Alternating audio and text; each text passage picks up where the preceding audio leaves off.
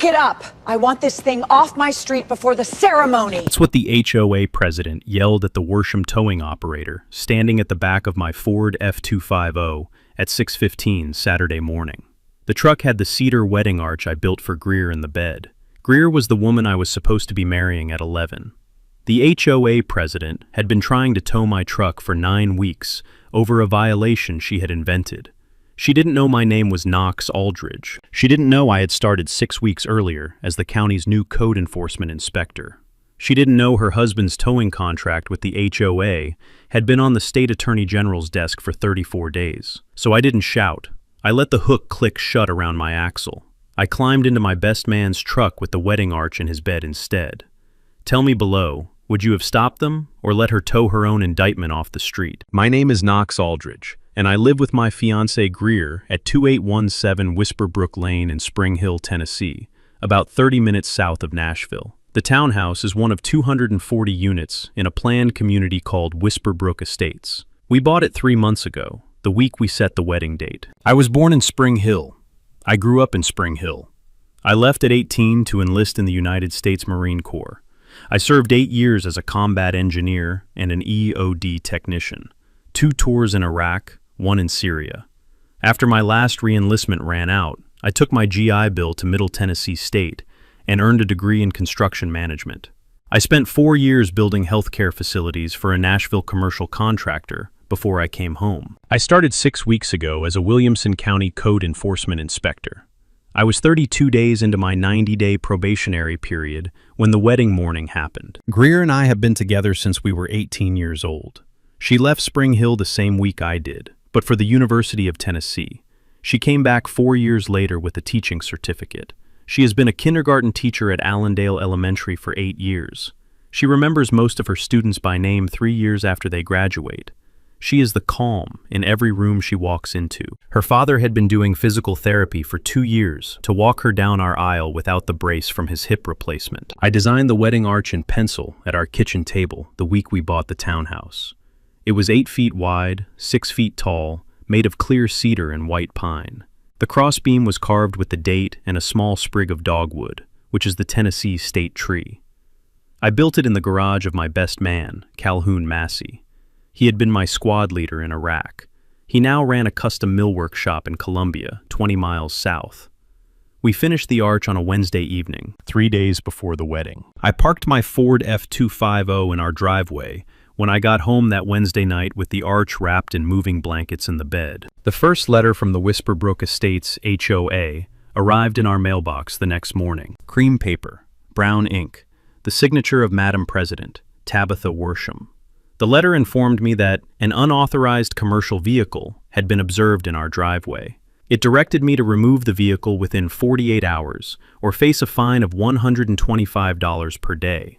It enclosed a copy of Whisperbrook Estates Vehicle Compliance Standards Section 5.2. I read the letter twice on the porch with my coffee. I had owned that Ford F-250 for 6 years. It had no commercial decals, no business signage, no DOT number. Under Tennessee Code Annotated Section 55-3-115, my truck was a Class A passenger pickup. It was not a commercial vehicle. I drafted a polite written response that evening, citing the statute. I delivered it by hand to the Whisperbrook Estates HOA office Friday morning, 2 days before the wedding. The young woman at the desk told me, in a voice that did not quite hide her concern, that Mrs. Worsham would respond when she had time. Mrs. Worsham did not wait. She called Worsham Towing and Recovery, the family business her husband Curtis ran out of an industrial yard 6 miles south of Spring Hill. She put my truck on the watch list for the weekend. I did not learn that until Saturday at 6:15 in the morning. I drafted my polite written response Friday morning. I delivered it to the Whisperbrook Estates HOA office Friday at 10. I went home and worked the rest of the day on a list of last-minute errands for Saturday. Linens to pick up at the venue. Greer's parents to meet at the church at 3 for the rehearsal. Calhoun coming in from Columbia at 5 for the rehearsal dinner. The cake arriving Saturday morning at 8. Tabitha Worsham's response to my polite written letter arrived in my mailbox Friday at 4:15. It was a second compliance notice. This one was 3 pages, notarized. It assessed a cumulative fine of $750 for the 4 days the truck had been in the driveway. It did not address the Tennessee statute I had cited. It cited a different section of the Whisper Brook Estates bylaws and added 2 additional violations. The first was for the utility trailer I had parked in the driveway behind the truck. The second was for the contractor's toolbox bed, which she categorized as permanent commercial equipment. The letter directed me to remove the truck and the trailer by midnight Friday, or face removal under HOA authorized vendor agreement. I read the letter at 4:20. I had a wedding rehearsal to be at by 3 the next afternoon. I had no time to fight the HOA on Friday evening. I called Calhoun on his drive up from Columbia. "Cal, we may have a Saturday morning issue." I described the letter. Calhoun listened. He had served with me long enough to know what I was really asking. "Knox, what do you want to do?" "I want to get married tomorrow." "Then let me come over at 5:30 in the morning. I'll back my truck up to your driveway. We'll move the wedding arch into mine. If she comes for your truck Saturday morning, she comes for an empty truck. We'll deal with her on Sunday morning when we have time to do it right." That was the plan. I did not park my truck somewhere else Friday night. I let it sit in my driveway with the wedding arch and the bed. I wanted Tabitha Worsham to see exactly what was in that truck if she sent anybody for it on a Saturday morning before a wedding. After I hung up with Cal, I called my supervisor at the county. Director Wendell Pickering was in his 60s. He had been a Williamson County code enforcement officer for 31 years. He picked up on the second ring. "Knox, I heard about the letter. Drew Vega in our office said you brought a copy in this morning." "Sir, I did. I wanted you to know in case the situation escalates over the weekend." "Knox, Worsham Towing has been a problem in this county for 9 years. Their state operating license is currently flagged for review. Their HOA contracts have been under quiet investigation since March. Whatever happens tomorrow morning, you handle it the way I would expect any inspector in his probationary period to handle it. Calmly, with documentation, without any escalation that would compromise the larger case." "Yes, sir." "Knox, get married. Worry about the rest on Monday." I thanked Director Pickering and hung up. Greer came home from her last bridal shower at 8 that evening. We sat on the back patio with 2 cups of decaf chamomile and watched the dogwood in the back planter for 40 minutes. I told her about the letter at 8:20. I told her the plan with Calhoun. I told her about Director Pickering. She listened. She held my hand. "Knox, we are getting married tomorrow. Whatever happens at 6 in the morning is not the wedding. The wedding is at 11. Do not let her steal the wedding." I told her I would not. I lay in bed beside her at 10:30 and listened to the cicadas in the back planter. I thought about the 7 months of quiet harassment we had endured since we had moved into Whisper Brook Estates. I thought about the 11 other households on Whisper Brook Lane who had received compliance notices in the same envelope I had received mine in. I thought about the older couple at 2843, the Bennington family. They had paid Worsham Towing $840 in March to retrieve their daughter's Honda Civic after her one-night visit. I thought about my new badge in the kitchen drawer. I did not sleep until midnight. I got up at 4:30 in the morning to make coffee. Calhoun pulled into our driveway at 5:28 Saturday morning in his black Ram 2500. Greer was already at her parents' house in Spring Hill, where the bridesmaids were getting ready. I was in jeans and an old Marine Corps t-shirt I had not worn in years. The plan was a wedding arch transfer, then me in the shower, then Calhoun and I at the venue by 7:30. The first thing we did was unwrap the moving blankets to inspect the cedar one last time before the transfer. The second thing we did, both of us at the same moment, was hear the air brakes of a tow truck turning the corner onto Whisper Brook Lane. Calhoun looked at me.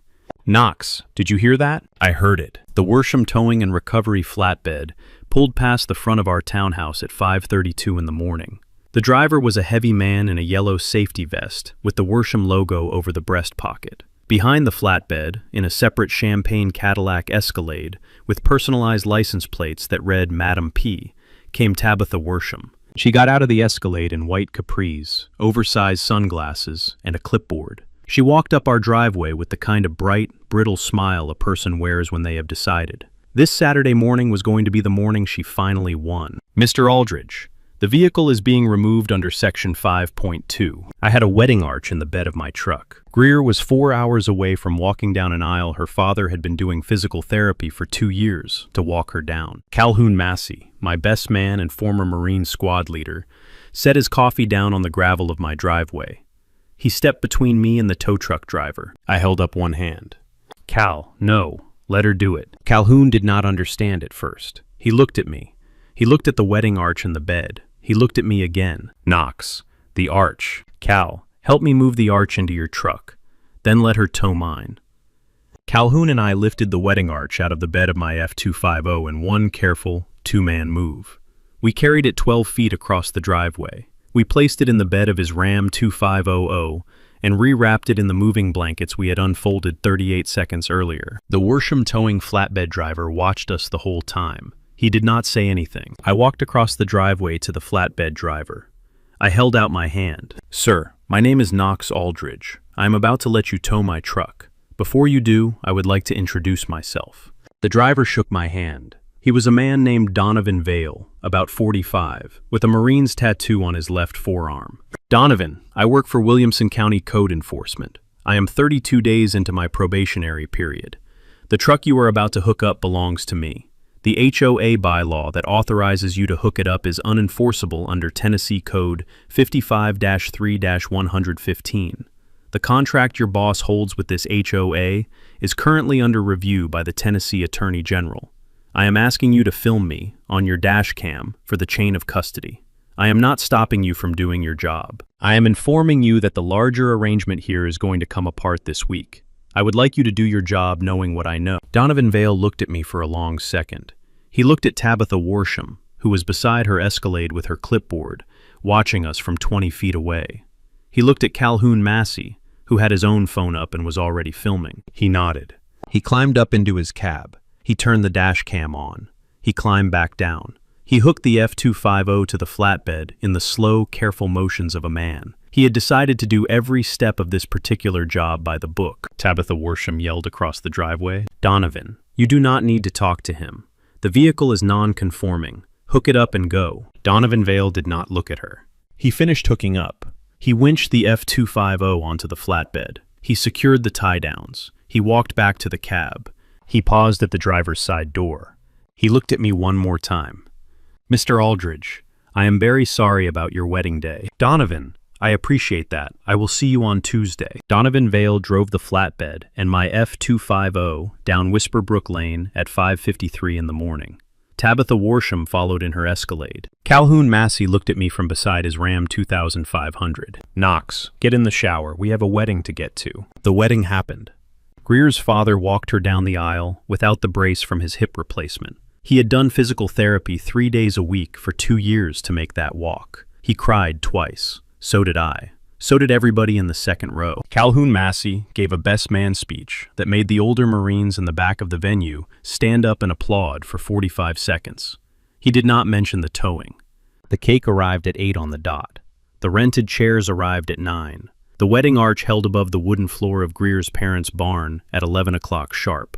The cedar I had carved with the dogwood sprig was lit by sunlight coming through the loft window at exactly the angle I had designed it for. We danced until 10 that night. We drove 45 minutes to a small mountain cabin Greer's parents had rented for us in the Smokies. We slept until 10 the next morning. Sunday at noon, on the cabin's wraparound porch, I made coffee for my new wife in the small drip pot the cabin owner had stocked. I checked 43 text messages, 11 voicemails. 6 of the voicemails were from neighbors at Whisperbrook Estates. 3 of the voicemails were from Donovan Vale. 2 were from Director Wendell Pickering. 1 was from a woman I had not yet met, named Aurelia Bennington. I listened to Donovan first. Mr. Aldridge, this is Donovan Vale at Worsham Towing. I am calling because 2 other vehicles were towed from Whisperbrook Lane yesterday morning between 8 and 10. One belonged to a woman who was at her brother's funeral in Murfreesboro.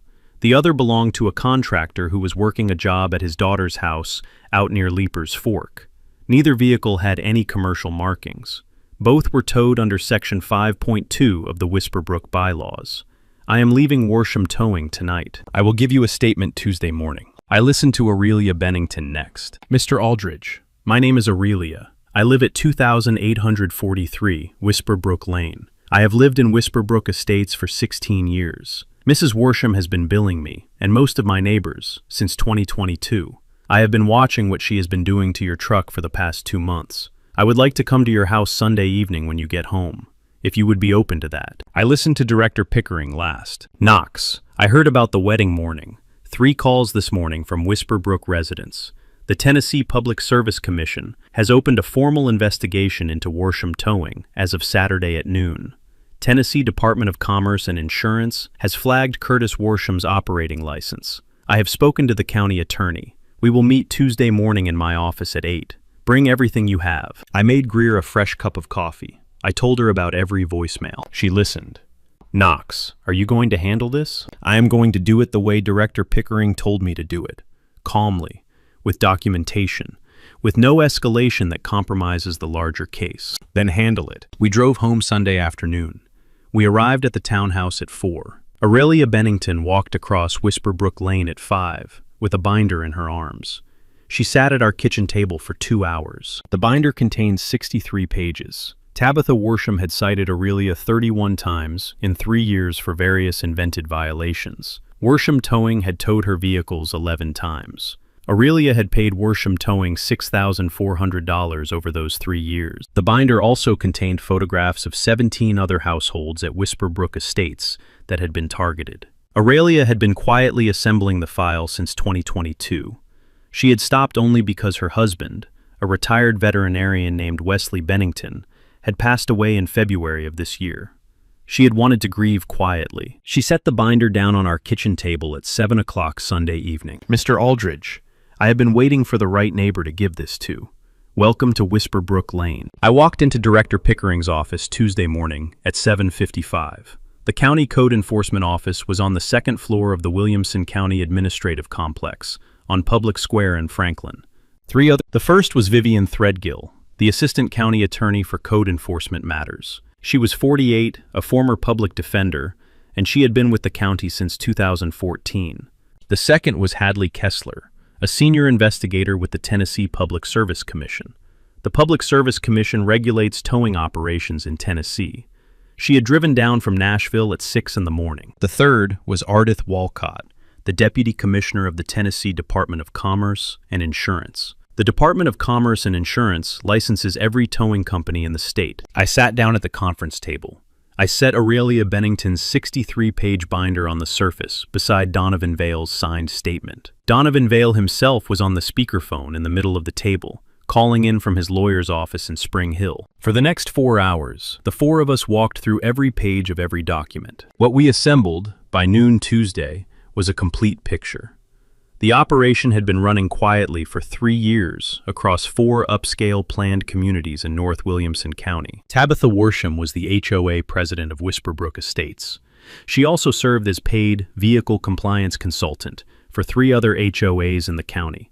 Those were Crestmore Glen, Saddle Creek Village, and Hawksbridge Commons.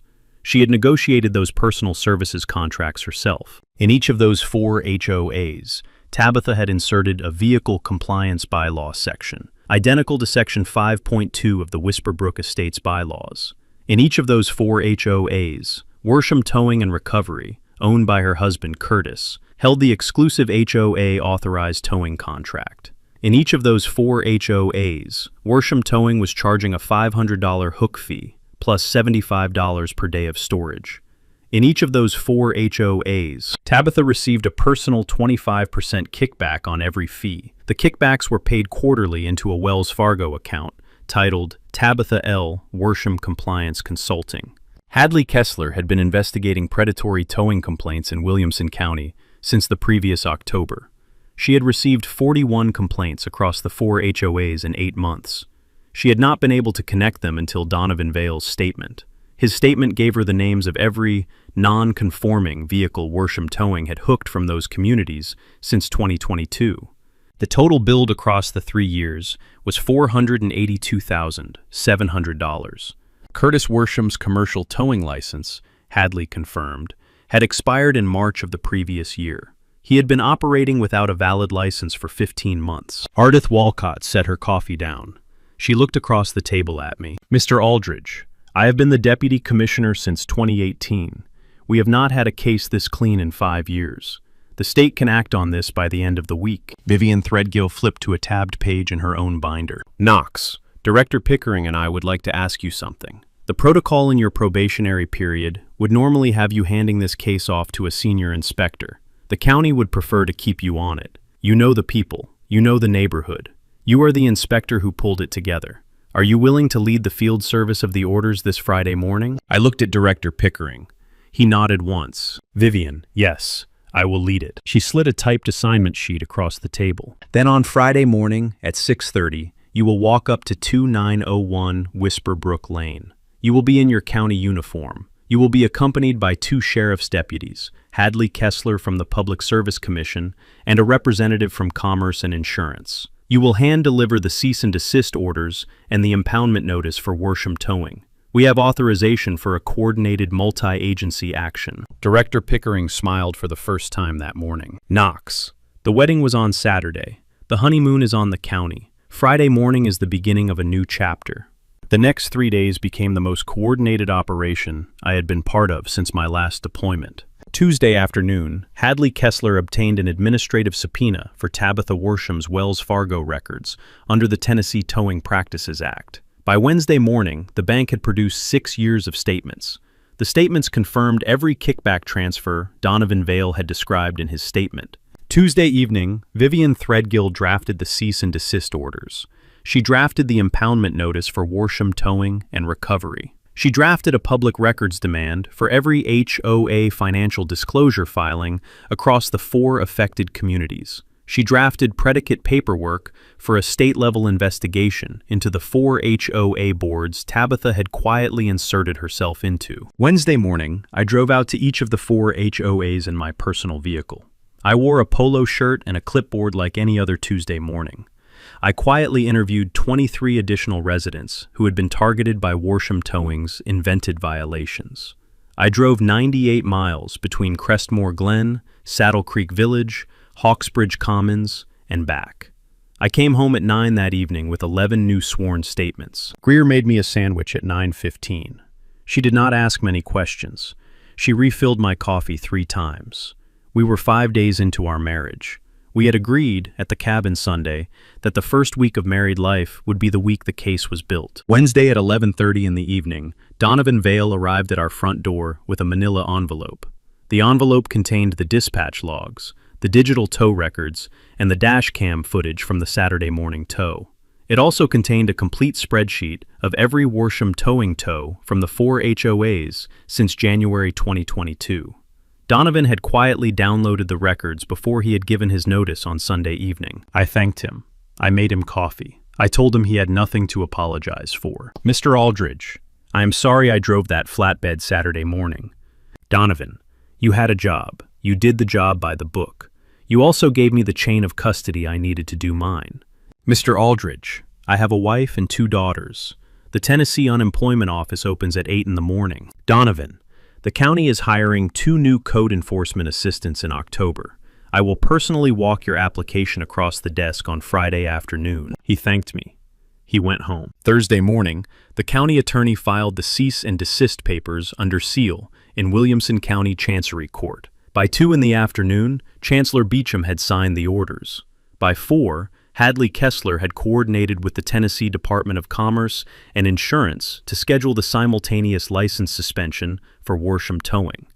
Thursday evening, Director Pickering drove out from Franklin to Spring Hill in his county vehicle. He met me and Calhoun Massey at our townhouse at 6. He sat at our kitchen table with Greer and Aurelia Bennington for 90 minutes. He walked me through every step of the Friday morning service protocol 3 times. He set my new county code enforcement uniform shirt on the kitchen table at 7:30. The shirt was a clean, pressed navy polo with the Williamson County seal on the breast and Inspector Aldridge on the right shoulder. Knox, you have not worn this in front of Mrs. Worsham yet. Tomorrow morning will be the first time. I went to bed at 10. I did not sleep until midnight. Greer slept against my left shoulder. I got up at 4:30 Friday morning. I made coffee.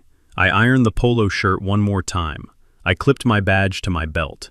I clipped my body-worn camera to my collar. Calhoun Massey pulled into the driveway at 5:45 Friday morning in his black Ram 2500. It was exactly the way he had pulled into the driveway 6 days earlier. He did not say much. The 2 unmarked Williamson County Sheriff cruisers arrived at 5:50. Hadley Kessler arrived at 5:53. Ardith Walcott from Commerce and Insurance arrived at 5:55, in her own Subaru, wearing a dark suit. Vivian Threadgill from the county attorney's office pulled in at 6 exactly, with a leather courier bag full of typed orders. We assembled in my driveway at 6:05. I locked the front door. I kissed Greer on the porch. She held my chin in her right hand for one moment. "Knox, do it the way you said you would do it." "Yes, ma'am." We walked. By Tuesday afternoon, Tabitha Worsham knew that her Saturday morning had not gone the way she had expected. She did not know about the multi-agency operation being assembled in Director Pickering's office. She did not know about the subpoena Hadley Kessler had served on Wells Fargo. She did not know that Donovan Vale was no longer employed by Worsham Towing. She knew only 3 things. Her favored tow driver had not returned 3 of her phone calls. Aurelia Bennington had been seen walking across Whisper Brook Lane to my front door Sunday evening with a binder. And the county code office had not returned her angry voicemail, demanding to know why one of her neighbors had been writing letters about Whisper Brook bylaws on county letterhead. She responded the way Tabitha Worsham responded to every situation she could not control. She escalated. By Tuesday evening, a fresh compliance notice had been hand-delivered to my front door. It cited my fence-stained color and my back patio planter arrangement. It also cited the porch swing Greer's grandmother had given us as a wedding gift the previous month. The cumulative fine was now $1,100. By Wednesday morning, a complaint had been filed with the Williamson County Human Resources Office. The complaint alleged that I, in my capacity as a probationary code inspector, was abusing my position. The accusation was that I was harassing a community board member who had taken legitimate enforcement action against my personal residence. By Wednesday afternoon, Tabitha had personally walked into the Williamson County Administrative Complex. She carried a typed letter demanding that I be removed from my probationary appointment.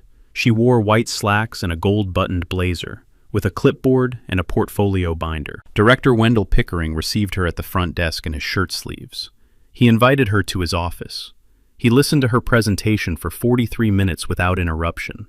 He thanked her for bringing her concerns directly to county leadership. He told her the matter would be carefully considered and that she would receive a written response in due course. He walked her out of the building at 3:11 in the afternoon. He sat down at his desk. He pulled out his phone. He sent me a single text message. "Knox." She came in. She walked herself into the cleanest formal complaint we have ever received. "Friday morning is going to be a good morning." I read the text in my truck in the parking lot of Crestmore Glen at 3:14. By Wednesday evening, Tabitha had also called the chair of the Williamson County Code Enforcement Citizen Advisory Board. The chair was a retired surveyor named Truett Boswell. She asked him to consider reviewing my appointment under the citizen feedback process.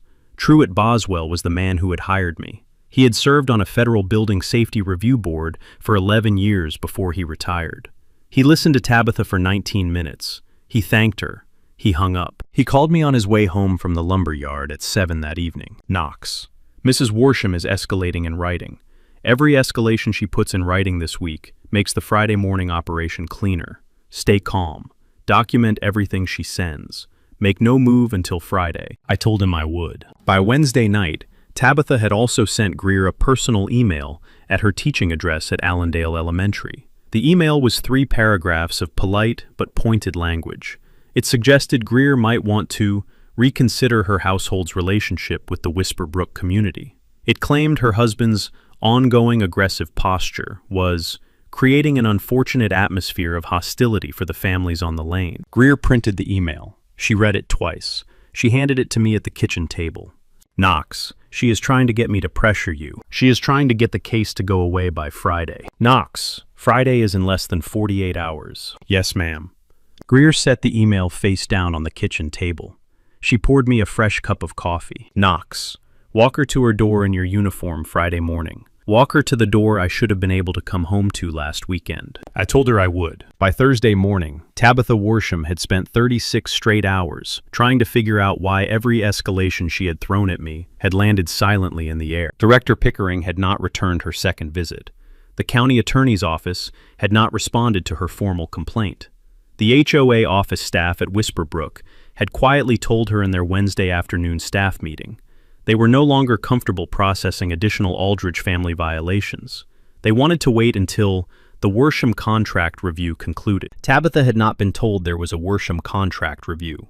The HOA staff had heard about it from Aurelia Bennington, who had heard about it from me. Thursday at noon, Tabitha called her husband Curtis at the Worsham towing yard. "Curtis, we have a problem." The phone call was, by then, being captured on a federal-grade audio recorder in Hadley Kessler's office in Nashville. The wiretap warrant on the Worsham towing business line had been signed by Tennessee Judge Marlena Strickland Wednesday morning at 11. Hadley Kessler later told me that the conversation between Tabitha and Curtis Worsham that Thursday afternoon was the cleanest single piece of evidence she had ever obtained. She had never gotten anything that clean against an HOA officer in 14 years of regulatory work. Tabitha told Curtis to start moving the books.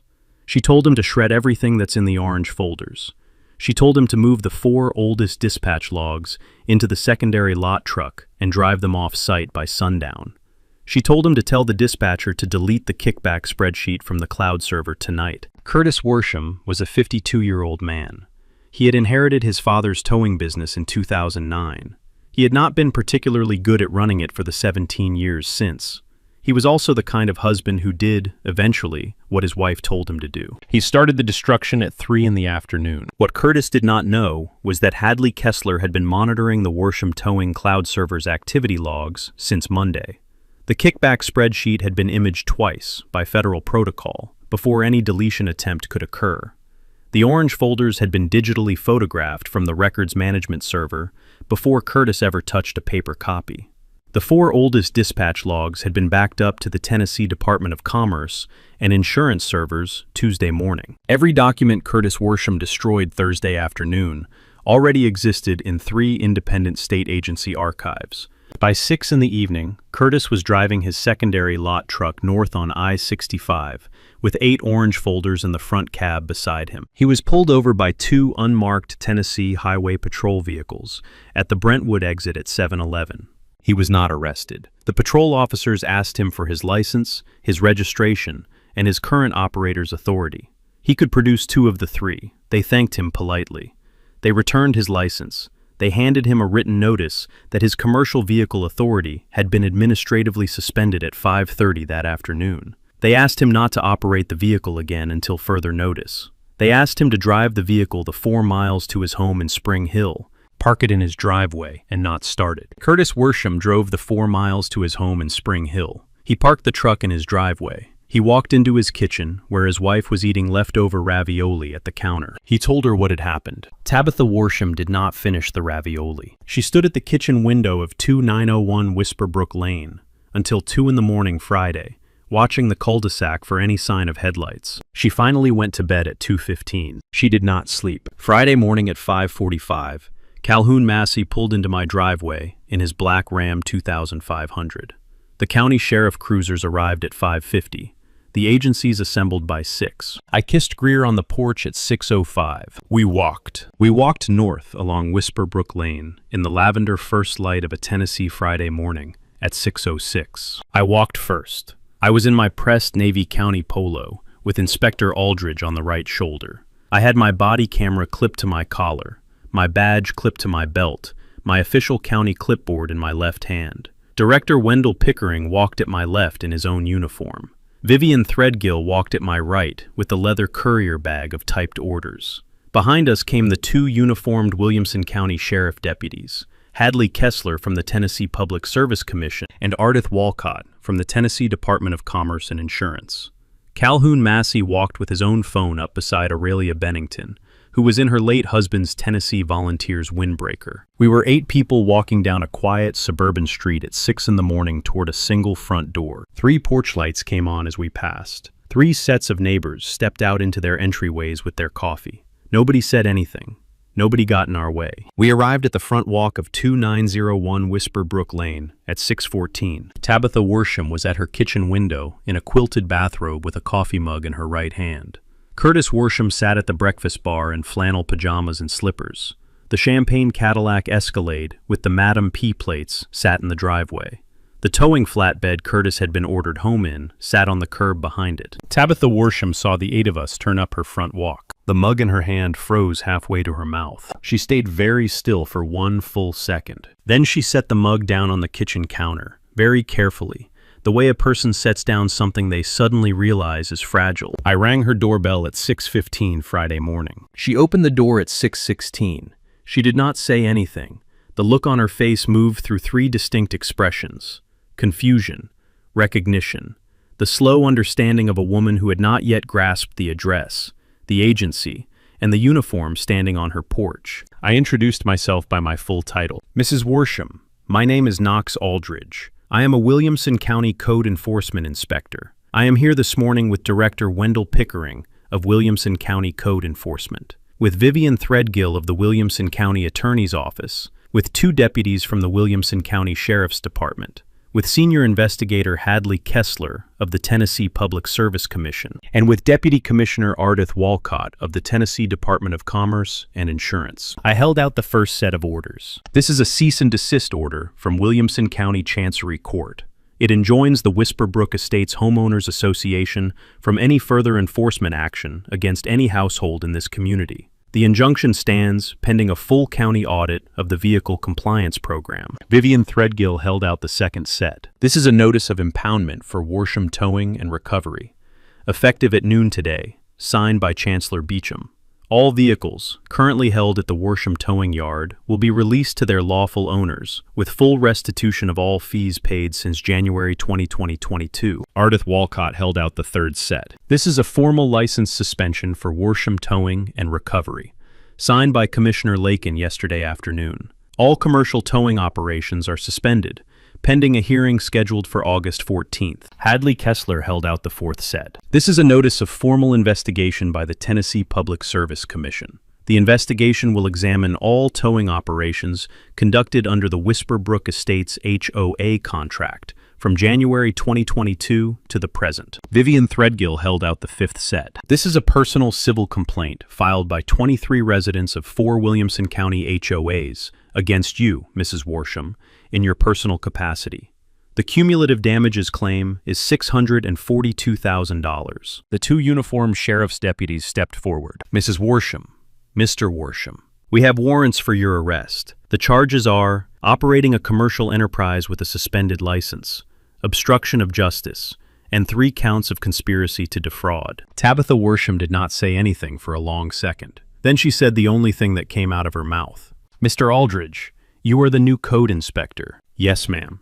The cuffs went on at 6:24. The state criminal indictment of Tabitha and Curtis Worsham was filed in Williamson County Criminal Court 6 weeks after the Friday morning service. The federal civil case followed 3 weeks after that. Tabitha Worsham pleaded out 4 months later. 48 months in state custody, 2 years of supervised probation, full restitution of $642,000 to the affected residents across 4 HOAs, permanent bar from holding any HOA officer position in the state of Tennessee. Curtis Worsham pleaded the following month to operating a commercial enterprise without a valid license, conspiracy to defraud, and obstruction of justice. 28 months in state custody. He surrendered the Worsham towing business, the lot, and the entire fleet to receivership. The Whisperbrook Estates Homeowners Association called a special election the month after the Friday morning service. Aurelia Bennington ran unopposed for HOA president. She won by acclamation. Her first official act was to dissolve Section 5.2 of the bylaws.